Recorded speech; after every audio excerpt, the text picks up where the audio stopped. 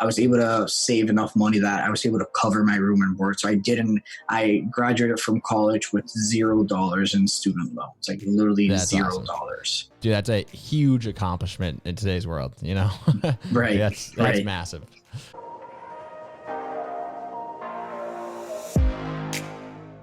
Welcome to the Military Bottom Line Podcast, where we learn from veterans and those currently serving how to make the most out of a military contract. We're here to motivate, inspire, and help you leverage your service to positively impact you professionally, personally, and financially during your military career and beyond. Welcome to episode 33 of the Military Bottom Line Podcast. Thanks again for tuning in. I have a special guest this week, Walter Ramos. Walter is now a bar certified lawyer, and he has done it nearly entirely free through a tuition waiver offered to him by the New Hampshire Air National Guard.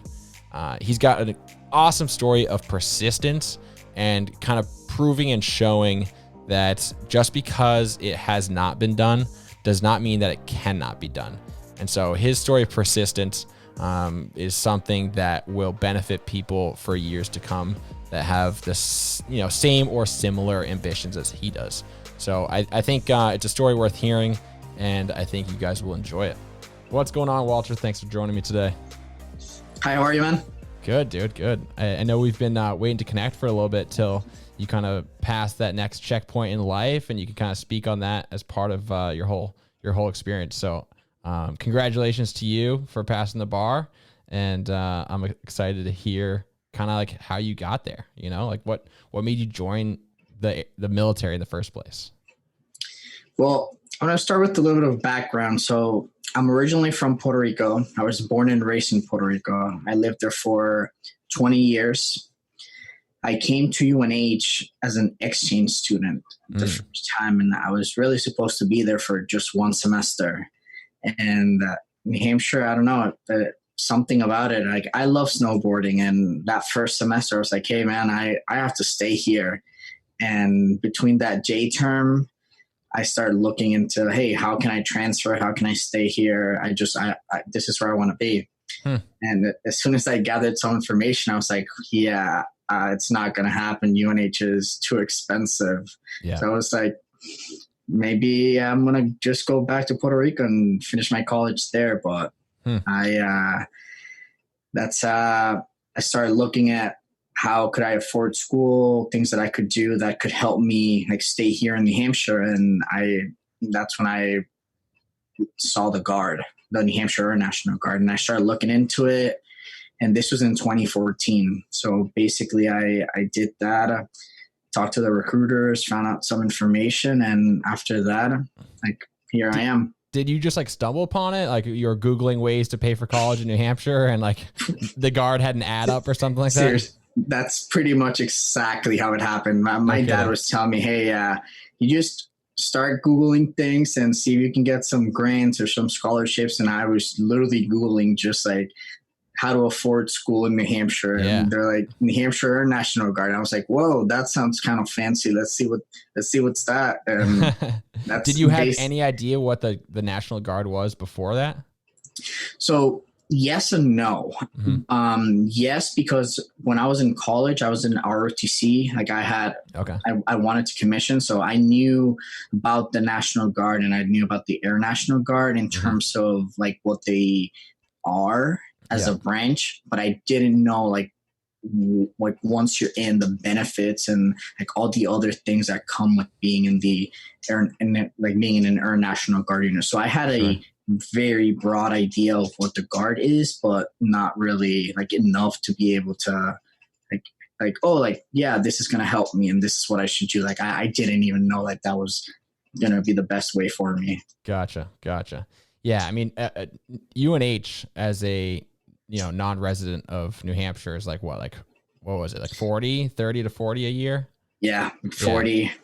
Yep. Yeah. It's steep. And so you started talking to recruiters. Did you know what the specific benefits within the New Hampshire Guard were, or you just went to the recruiter and they you found out after the fact how good it was.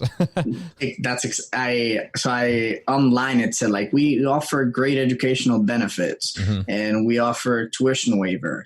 But at that time I saw that and I couldn't really understand what a tuition waiver meant. Yeah. I mean, my mind could not comprehend that they were going to literally waive my tuition. Yeah. Especially knowing that it was 40 something grand a year. I was like, oof, like waiving my tuition. Like, is that really literally what they mean? So I went to talk to them and they're like, no, like that's exactly what it means. Like your tuition is 100% waived. And I was like, whoa, like seriously? And they're like, yep, waived. And I was like, wow, like this actually seems like a pretty sweet deal. And I started doing all my paperwork. At that time, I really I knew I wanted to go to law school already. So like my options were join the Guard or start hitting those student loans. And I knew my educational career was going to be a long one with a potential of having to get more student loans in the future. So I was like, I don't want to start getting student loans early on if I don't have to. So that tuition waived was it. It honestly was perfect for me. So was there anything like, because you weren't a resident of New Hampshire, basically as soon as you signed into the Guard, you became a resident of New Hampshire, and then there was no kind of, fine print where it's like, oh, if you're coming from out of state, you don't qualify for the full waiver. Like it's still, you're in completely waived. Correct. As soon as I enlisted, my tuition was 100% waived. Wow. Did you have to, what was the deal with like room and board? So basically that was the only thing that I had to pay for myself was room and board. Fortunately, what I was making, what I was able to make during basic training, tech school, and on-the-job training, I was able to get a couple extra days during the summer in orders before I actually started school. I was able to save enough money that I was able to cover my room and board. So I graduated from college with $0 in student loans, like literally that's $0. Awesome. Dude, that's a huge accomplishment in today's world, Right. That's massive. Right on. So what, did you just take any job they had available because you're like, I want this, like, I'm here for the school and give me whatever job you guys need? Yes and no. And I use that phrase a lot. And basically, I took my ASVAB and I had a list of jobs, probably like 11 jobs I qualified for. And there were a couple that were really short tech schools and some of them that were really, really long tech schools. And I knew that I could only afford to lose 1 year of school. Like I could only take one gap year. I didn't want to take anything that was going to get me out of school for longer than a year. So it was kind of I was playing the numbers, and it was really, this job I really like, this job I don't like as much. It's a shorter tech school. This job, I think it's pretty cool, but it's way too long of a tech school. Yeah. So I was really just trying to see like a job that I could get that I was going to be able to enjoy, and that I was going to be able to finish all my schooling done, my on-the-job training and everything, and be back so that very next fall I could be in school once again. Smart. So basically I ended up picking KC-135 crew chief, so aircraft mechanic. Okay, cool. It was one of those things where it's a lot easier to get in aircraft mechanic training in the military than it is in the civilian world. It's expensive to become an aircraft mechanic in the civilian world. Yeah. So I was like, hey, like this is a skill that, I don't know if I'm ever going to use it in the civilian world, but it's a skill that it's super interesting, something very unique. You tell a lot of people, hey, I'm an aircraft mechanic, and they're like, wow, like that sounds really fancy. And I'm like, yeah. But it's a skill that it's not as easy to get in the civilian world. So I just wanted something unique, something that was not going to really be like nothing similar to what I want my civilian job to be, basically. For sure. Yeah. I think, you definitely, how old were you at the time when you said? I was 20. I was about to turn 21 when I signed my enlistment contract. Okay. So you were thinking, as a 21-year-old, Like you had a lot of wisdom in the way you were going about this, you know, like you weren't just kind of like whimsically, you know, leaving one goal to pursue another. Like you were strategically thinking as how you could move forward and like achieve all your goals at once kind of thing. Right. Yeah, And that's pretty awesome.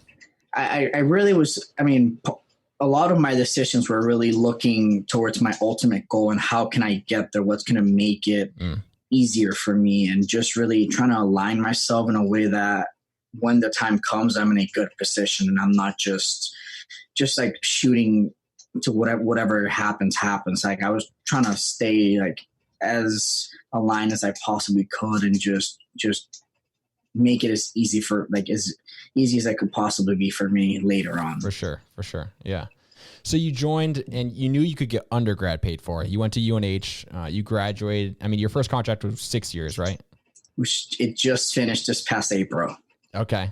And so you graduated undergrad with no student loans, but how'd that go with law school? Like you have to pay for that, right? I mean, does it continue? I mean, is there in-state law school that you went to, or how did that work?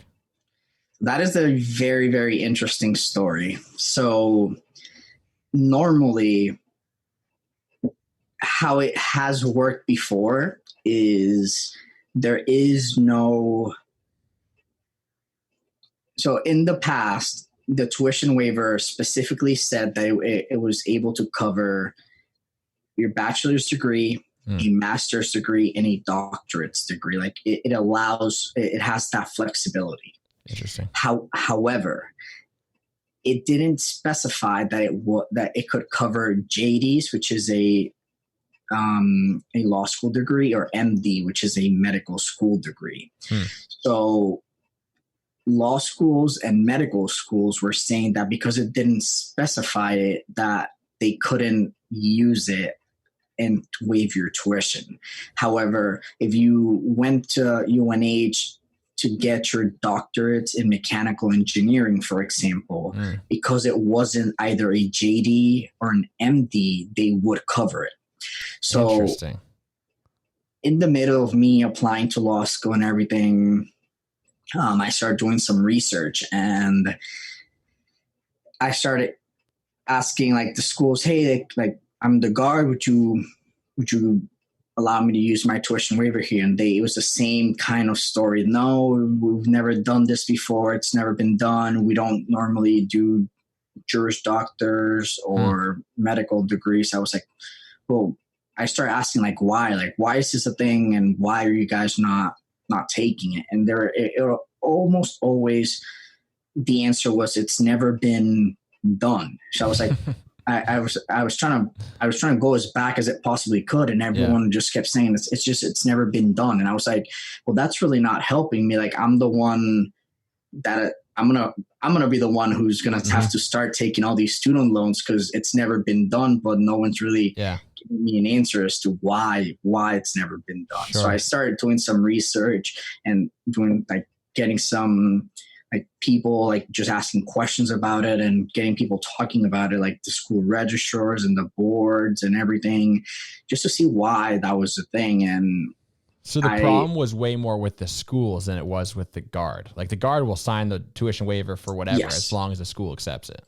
Correct. That is exactly correct. So it wasn't the guard. The guard signed my tuition waiver and they said, yep, he's good. And they sent it to the school. And then the school was like, yeah, it's never been done. We're not going to take it. And I started doing just doing some research. And so this is when it was very interesting. I deployed to Kandahar, Afghanistan in 2018. And I was in between my first year going into my second year of law school. And I had already taken student loans for 1 year of law school because they had not covered that. But I did not give up.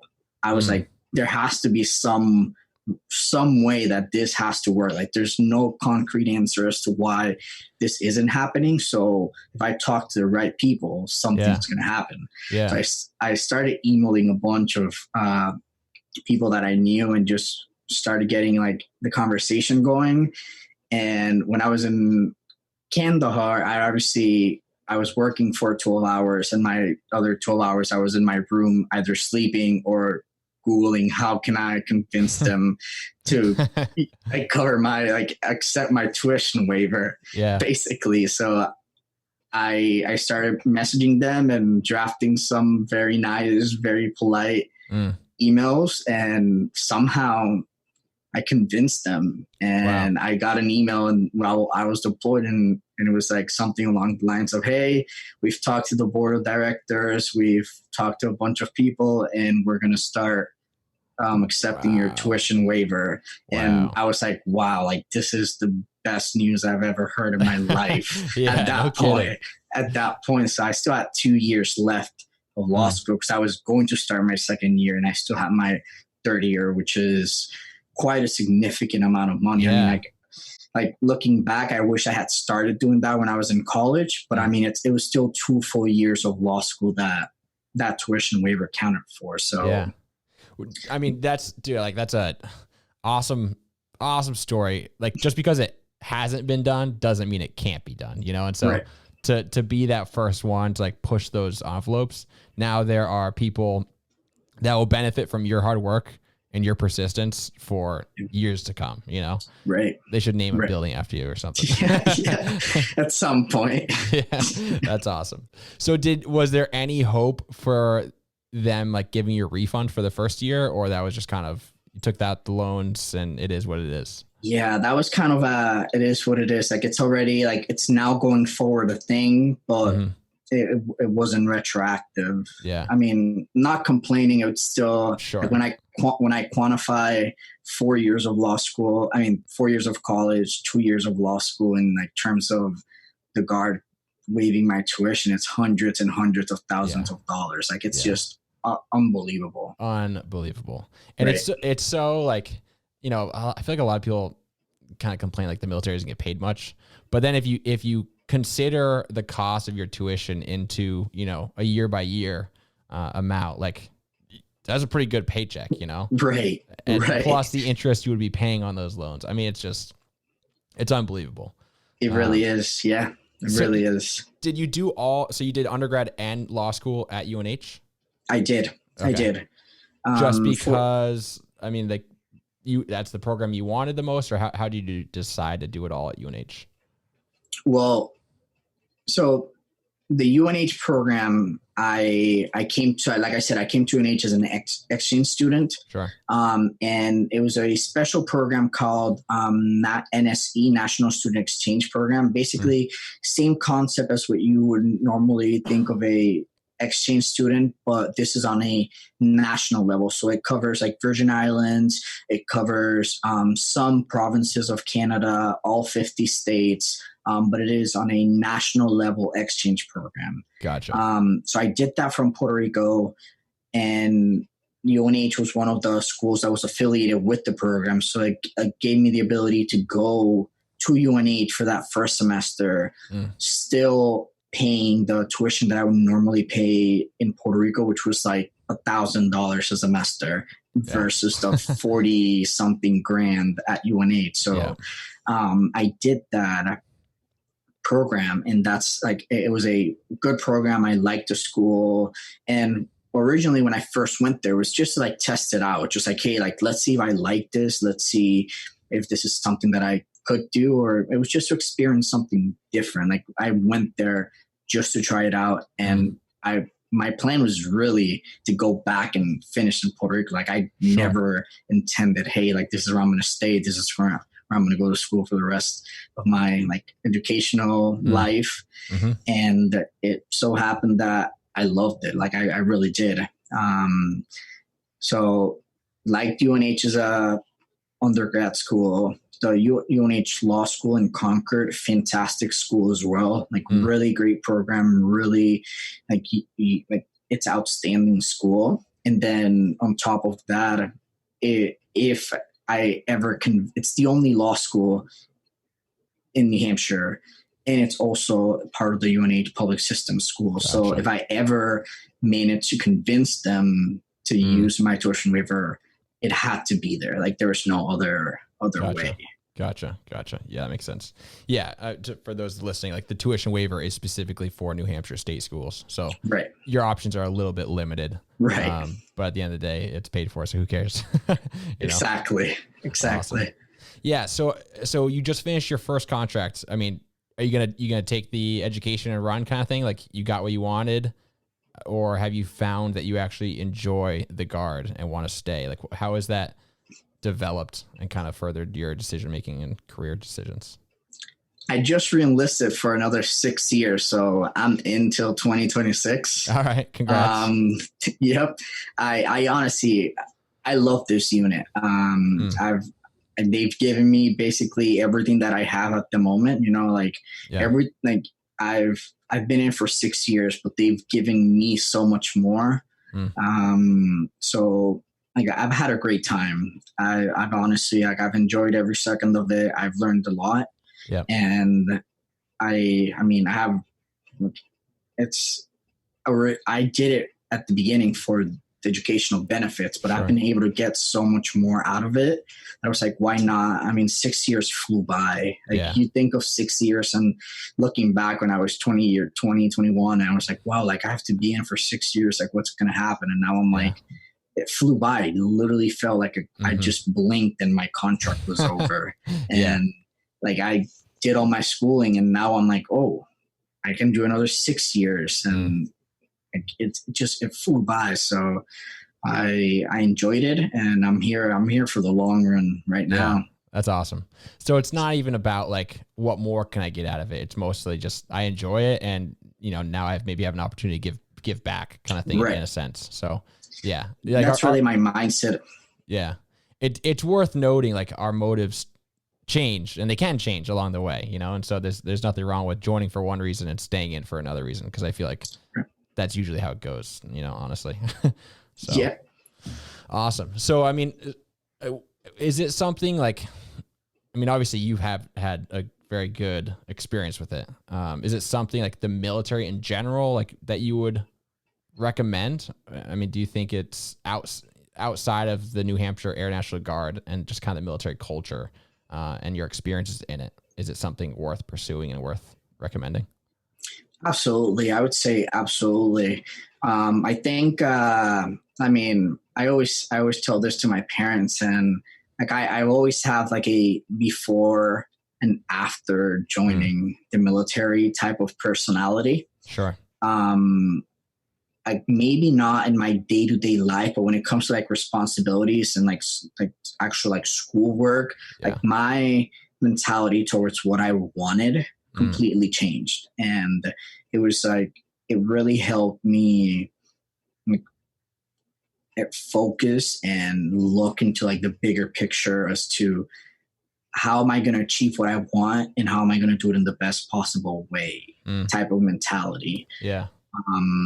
Like my grades improved a lot. Like I've never, like I wasn't flunking my classes, but I was passing my classes. Sure. Before, and then I was excelling in my classes in the after. What do you think? I mean, what changed? Why is there a before and after kind of thing that actually has that effect? I'm really still in the process of figuring that out. I know it happened because I can see the difference in like the way I was approaching things. Like it wasn't more of like, hey, I want to pass. It was like, hey, I want to be the best. Like I really want to be successful in what I'm doing, instead of I'm just going to coast through this. And if I pass, I pass. And if I that's like, it wasn't just like, oh, it's good enough. Like I really wanted to excel. Yeah. I think there's something in the military that like brings out the competitiveness of people that maybe didn't think that they were that competitive, I agree. I'm still looking back and trying to figure out like what really changed. Like what was that like triggering moment? I'm still not there. Like I haven't figured that part out yet, but I can feel that there was definitely a before and after me going through basic training, tech school, coming back, and a completely like different mindset. It was more of like, hey, I've made some very unique sacrifices to be able to get to where I'm at, and I'm going to make the best out of it. So that kind of was what like sparked like, hey, now it's time to really do my best, because I've done some things that a lot of people don't get to do. Yeah. Yeah. I think because I could speak to that too. Like when I was in high school, like I was a horrible student. I just didn't care, you know, I was like, whatever, get it done, move on. But like after leaving active duty in the Marine Corps, like I had so much more drive to like, you know, give that extra 10, 15% to get those A's rather than like be okay with a C kind of thing. Right. And that's not to say that like, oh, all of a sudden once you join the military, you're going to be a genius. I think it's just your work ethic increases and you recognize that like you can actually, you know, push through those times when it sucks and get that better grade. So I can definitely speak to that. Yeah. And so even for like the grades alone, you know, it's worth going through that process. But right on. So like six more years, and you're now kind of beginning your legal career, trying to figure out how to do that. How do you balance that with your military career? Is that cumbersome? I mean, it's definitely interesting. I'm yet to see how I'm gonna balance the full workload once I'm like fully established and I'm working at a firm or depending for a government agency, depending where I end up. Once that full load, it's my desk and I have to figure out how I'm going to balance. Like, I think that's going to be very interesting. Yeah. But at the same time, ever since I've been in the Guard, I've always been a full-time student as well. Now, like I had already finished 1 year of college before I joined the Guard, but I still did 3 years of my undergrad and I did 3 years of my law school as well. So I've always been on that, like, hey, I have to get things done. I'm always on like this study mode.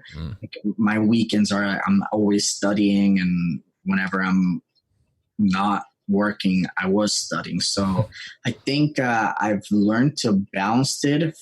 I mean, I know going into the workforce is probably going to be a lot more demanding. The stakes are higher. Like, you're actually like, there's actual lives like you're handling. So stakes are a lot higher, every single thing that you do. So it's also going to be a challenge as well. But I think this past 6 years have definitely prepared me for the next 6 years that are about to come. Yeah, for sure. Yeah, I think like, you know, having, especially as a lawyer, when you're, you know, either defending or prosecuting, whatever side you're on, like you are like, it's still affecting lives, you know? Right. And to have like two careers going on simultaneously that both like, you know, are very significant. It's hard to give like 100% to both, but it's something, one of those things that you just have to like learn how to balance.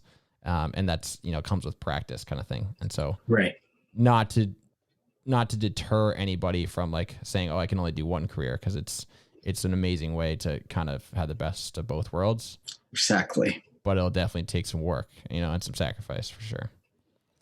Do you have like specific aspirations for your military career, or you're kind of along for the ride at this point, or what do you hope to achieve within your military career? So at this point, I'd say for the next couple of years, like 1-2 years, I'm kind of just going to ride it out a little bit, see how things turn out. And the reason being, it's not that I don't have those high aspirations. It's just I'm in this transitional phase in my life. Definitely. I just got admitted into the bar. I'm looking for legal jobs. And I think it'd be not a smart decision. Like, for example, like my aspirations are to commission in the Guard. I want to be an officer. Cool. But with that, there's also some schooling done in order to be able to achieve that. I have to go to officer school, and once I commission, I would have to go to my AFSC training as an officer as well. So all those things combined, it's about, let's say a year and a half, for example. Could be a little bit more, could be a little bit shorter, but I don't think it's a smart decision for me at the moment once I get hired into a legal job, Yeah. right away to tell them, hey, by the way, I'm also going to have to leave for 1.5 years or 2 years, because they're going to be like, then why are we hiring you? So for me, it's like, it's more of a, yes, I do have those aspirations, and it does help that I'm only 26, which I still have some time until I hit that deadline and I can't commission anymore. Yeah. So that's why I'm kind of, for the next couple of years, just going to see how things turn out. Just get us, like, I want to focus on one thing at a time and make sure that that part of my life is good, instead of just attacking too many things at once, and then it's just all starts like falling apart. So my legal career right now is my priority. That's going to be my full-time commitment, versus my military life. That's going to be my part-time traditional commitment. So I want to get that squared away once I'm all set and I have like been trained, and I have like, I feel like it's a good time to tell my supervisor, hey, I got offered this position on base. Like, would you be okay with me leaving for a year and a half? And hopefully they'll say yes. But I mean, but at the same time, you are protected, kind of thing. Like, so you have that unique opportunity to say, like, yes, you don't want to burn bridges, and you want to make sure that they still look at you as a reliable employee and like you're doing your job well. But you have that protected ability to like pursue your military career in conjunction. And they can't really, like, it can make things difficult, but they can't really fault you or fire you or anything like that. So it's just a matter of remaining professional and communicating, well. So that's cool. I think, I feel like a lot of people that don't know about the military, they kind of just assume like it's super rigid and they're going to just all of a sudden tell you got to deploy tomorrow. And like that there would be no way to balance the two careers. I mean, in this state of transition that you're in, are you concerned that like, oh, they're just going to tell you got to deploy tomorrow, or do they work with you? Like how does that relationship work? And are they more flexible than you expected? Absolutely. There's a lot of flexibility, and it does help when, I mean, now this is all very unit shop dependent, depending on your manning and how many people are available. This can fluctuate a little bit, but for example, I was enlisted for 6 years. I just finished my first year enlistment, and I deployed twice. Once was in 2016. That was to Guam for 2.5 months. And then the second time was to Kandahar 2018 for a little bit over 2 months, just not like 9 weeks. And that was it. So 6 years, 2 big deployments, a couple of TDYs here and there. Every single time, whenever there was a deployment coming up, at least a year, if not earlier than that, they were already telling me, hey, there's a possibility that we might get tasked. Are you available? Can you do it? Do we have to like figure something out? Do we have to swap you with someone? And they were all working with me. Cool. There was one time that I was going to be my name got put up in a list to deploy, and I was in the middle of school, and my supervisor was like, hey, don't worry about it. We have another deployment in the summer coming up. I'll go for you, and then you can go for me. Wow. And we'll just each cover both, we'll just cover both of us. Wow. So he went in the middle of the school, like during my school year, so I didn't have to miss school. And then I went in the summer when I wasn't in school. So wow. Very flexible for me. I have fantastic supervisors who knew that I really, I wanted to get my schooling done, and they were helping me. They were really guiding me and helping me so that I could have both my military life and my educational career in line. Yeah, that's huge, man. I mean, in that sense, it is like, a community where everybody, and in the Guard, there's so many people have their outside careers and their outside aspirations that they work, you guys all work together to help one another achieve their goals. And so Right. For those that are outside of it, like it's not as, I'll say it's not as militant in the military as you would think, but it like, you know, it's way different than the movies portray it, and, you know, society thinks about it. So yeah, that's awesome. Cool, man. Well, I appreciate you sharing your story. I'm pumped for you. I always love seeing people achieve like their high educational aspirations, and all while doing it like with no to little debt. Like it's huge, because debt is just like, it kills everybody, you know? Right. And so to be able to have that, you know, achievement and that freedom starting out your career is massive. I like to give people an idea of what like the two ends of the spectrum in the military are. And so I think everybody has a different military experience, but seeing like in your experience, what is the best day and like the worst day of your military career thus far? I have to say, like, my two best days at this point have been the day I enlisted and the day I re-enlisted, I guess. Honestly, it's just like I when I first enlisted, I was really happy. Like, I'm just starting this journey. And when I re-enlisted, I was like, hey, I've done this for 6 years, looking forward for like the next 6 years. And like, those have been fantastic days, like, for me.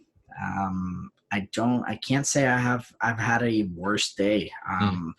They've all, every single day individually, it has been a like learning experience, like whether positive or negative, you always take something out of it. Definitely.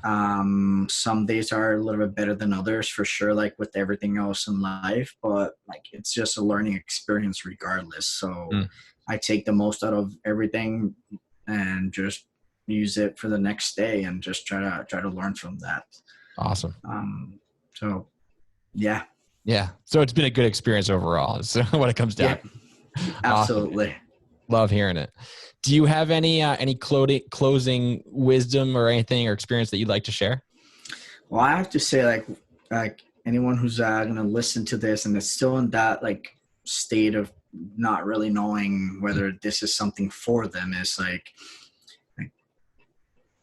it really, I honestly cannot recommend it enough. Like it's one of those experiences where regardless of what job you pick, you're always going to learn something like that. It's going to benefit you regardless of what you're going to do later on in life. Now don't let those like contracts that seem like 6 years is a lot, because the big picture, it flies by, and it's like you're going to be in for a couple of years, be able to gain some valuable experience while being able to do some other things like go to school. And then if you decide like, hey, maybe this is not for me, well, then you already have all that experience and all that education as well. Like, and that's yours forever to keep. No one's going to take that from you. So it's like, I cannot recommend it enough. Like it's been a fantastic experience for me, and I've learned and gained a lot from it. Yeah. Awesome, man.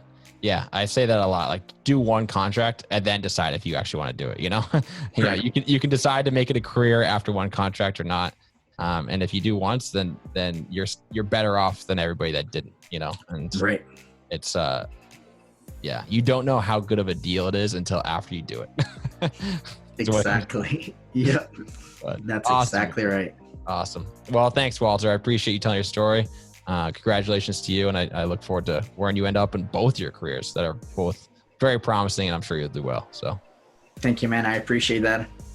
Thanks, brother. I hope you enjoyed that episode with Walter. Like I said, really inspiring story, and I'm super stoked for him, super proud of him for his accomplishments and doing it all nearly debt-free. So huge props to him.